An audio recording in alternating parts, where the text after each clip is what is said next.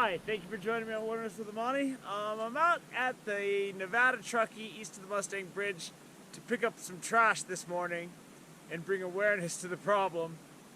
But I figured while I'm out here, I'm going to do a quick demo on how I choose what sinker I'm going to use when I'm bait fishing and how to avoid snags for those of you who are new to fishing and you have the general idea, but sometimes a little bit more insight on the intricacies of what can give you success can be helpful.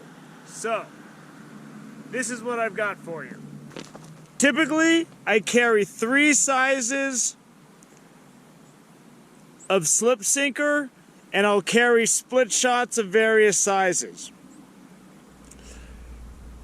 My typical sinker that I use, and I grabbed a horrible banged up one, is a 1/4 ounce slip sinker, and that's pretty good. It does good in a decent amount of wind, and I can usually get my power bait out there pretty far. Night crawler, not so far, depending on how the leader is. I also carry a 1/2 ounce slip sinker. This is when it's extremely windy or I have to cast really far to get out to deep water. And then I carry an 1/8 ounce slip sinker, these little guys. And I use these when I don't need to cast far or there's a lot of snags. The lighter sinker can sometimes do better when there's a lot of rocky bottom and snags. If there's a lot of snags, no wind, and you only have to throw it out, 15 feet to get down to some deeper water, I'll just go with a split shot. This isn't going to do good when it's really windy.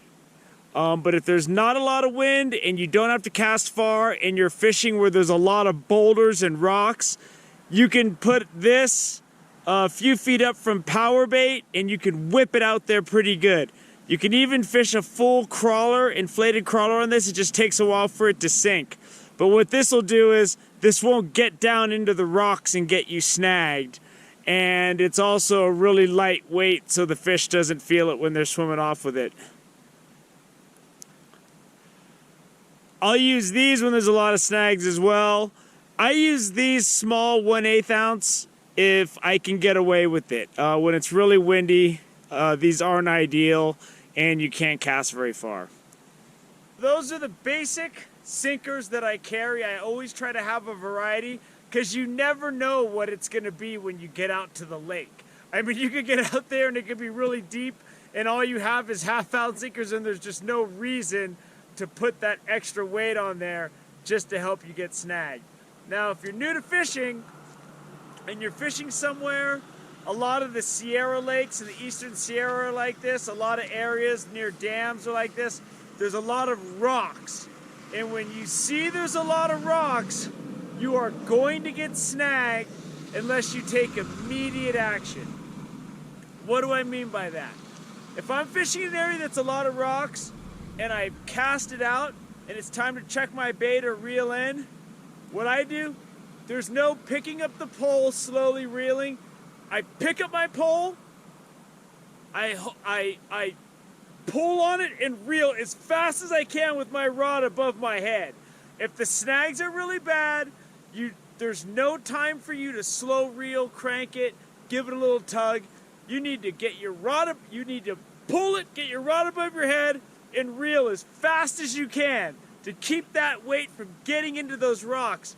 Because a lot of times, if you can get beyond the rocks, you're good. There'll be some sand out there or it won't be as bad as all the giant boulders that are closer to shore. But if you just start reeling it in, as soon as you hit those rocks, you are going to get snagged. So what you want to do is just get it up there, start reeling as fast as you can. And you don't got to go crazy, but you will get snagged immediately in a lot of places if you do not take that extra step of getting your stuff in fast. If you're fishing where it's a sandy bottom, it doesn't matter. Sometimes when it's a sandy bottom or there's no snags, when I reel in, I will pick it up, I'll reel it for a bit, and then I'll let it stop. and then let my bait float back up. So if something was following it, a lot of times they'll hit it right there. But I only do that where I know I'm not going to get snagged. In most of the places you go, you're going to get snagged. So I hope that little quick demo on how I choose the sinkers that I use when I bait fish is helpful to you. So the next time that you go out, you just don't have a long day of, snagged again, snagged again. Getting snagged is no fun for anybody. So I hope that helps you catch fish. Thank you for joining me on Wilderness with Amani. Until next time.